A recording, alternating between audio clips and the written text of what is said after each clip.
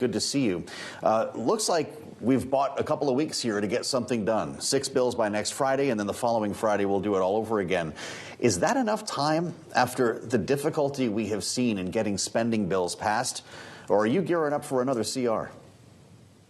Well, look, I think whatever passes from here on will need to be passed in a bipartisan way. It's how we averted the debt default. It's how we averted the shutdowns, how we passed the Federal Aviation Act, the NDAA for security, and also the extension of the child tax cut in the different provisions. That's how we're going to get anything done out of the House. You're going to see the far right and far left probably vote against a lot of things, as they have been, and you'll see everyone else in the middle, roughly 300 members, vote in support of common sense bipartisanship. I think the biggest problem that we have is there are these members who believe that it's got to be all or nothing, and that's just not the way that business works, government works, life works. You have to give a little to get a little, and what we're seeing is now this compromise that is emerging from the Senate and the House, and we'll see. I think more members are upset though about not having as much input into this process. It's kind of come down to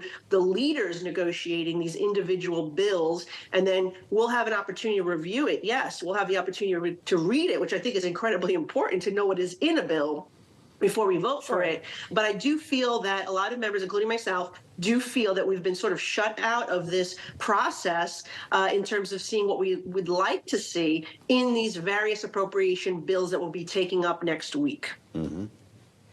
Okay, so if members like yourself are a bit dissatisfied perhaps with the transparency being provided by leadership and Speaker Mike Johnson, and as you mentioned, there are a number of conservatives who are dissatisfied with this another short-term CR that Mike Johnson initially said he did not want to do. Is his speakership in real danger, especially if he's going to be passing bipartisan bills that don't necessarily sit well with, say, the House Freedom Caucus?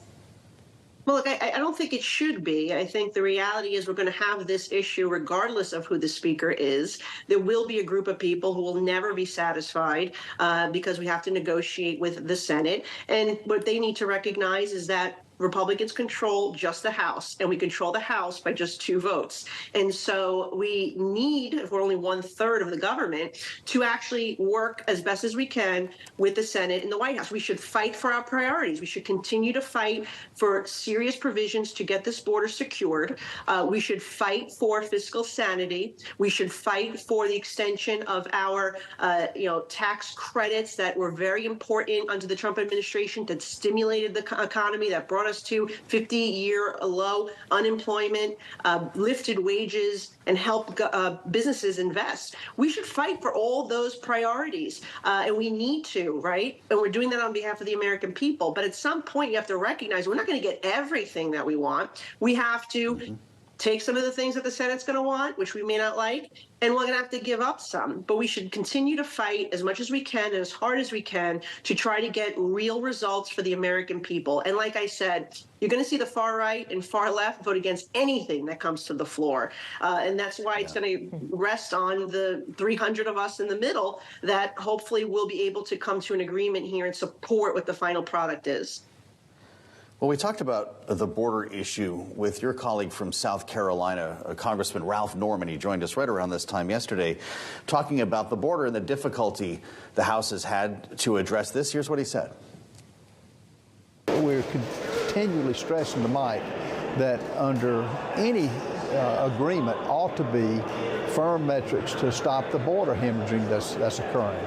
And we can't keep going with letting everybody from over 160 countries come into America. Are you sending that same message to the Speaker as Congressman Norman is, or do you regret not having this Senate compromise come to the floor in the House? Well, the Senate compromise does not do the job. What it does is it has an automatic shutdown if you average 5,000 individuals over a week, but then it's up to the president, a discretion to how long that border is closed. So if the president has authorities right now that he's not using to secure the border, what makes us think that he would use any additional discretion? The difference between the Senate bill and the House bill that we passed in May that Schumer won't allow for a vote is that our bill actually requires the president to do all these things: reinstate remain in Mexico, end catch and release, It makes them address the asylum issue, parole.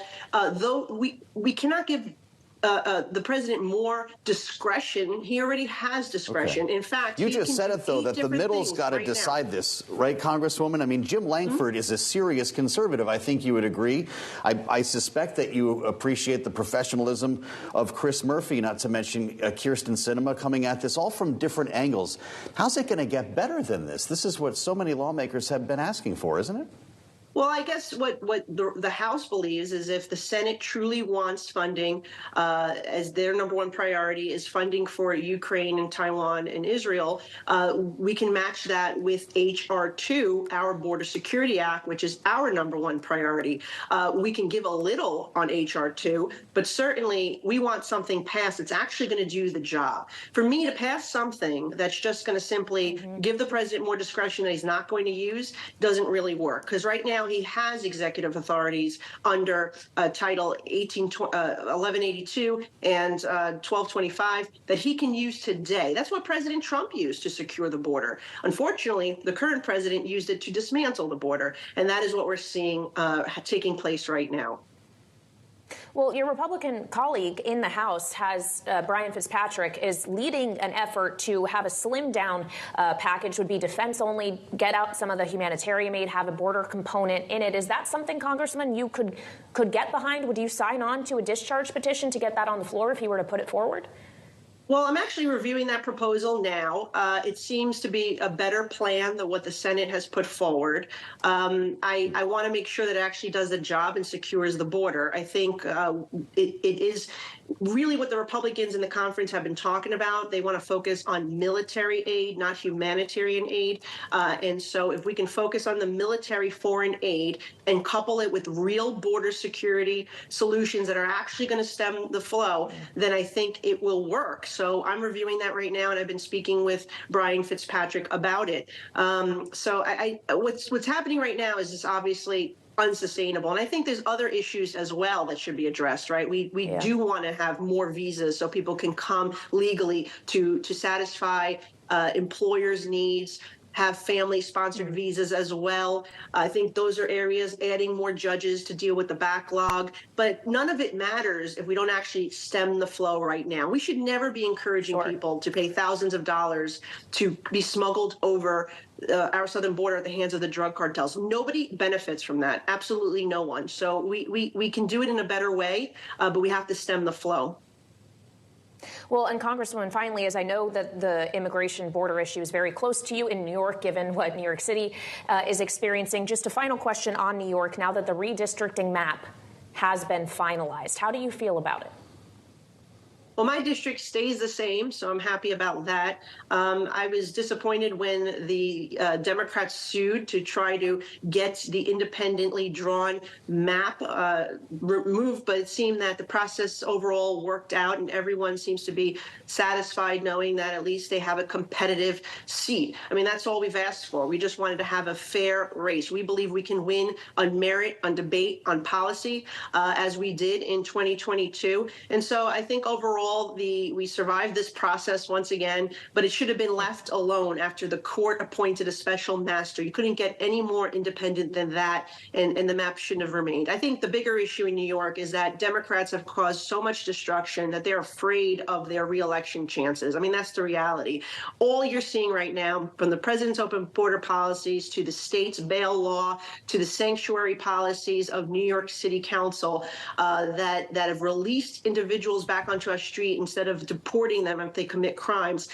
People are very frustrated right now with the Democratic Party, and rightfully so. And so I think that we'll see the New York Republicans that won in 2022 prevail again this year, and we will be, again, the key to the House keeping the Republican majority. All right, Republican Congresswoman of New York, Nicole Malliotakis, thank you so much for joining us this evening. Appreciate your time. Now, coming up over in the Senate.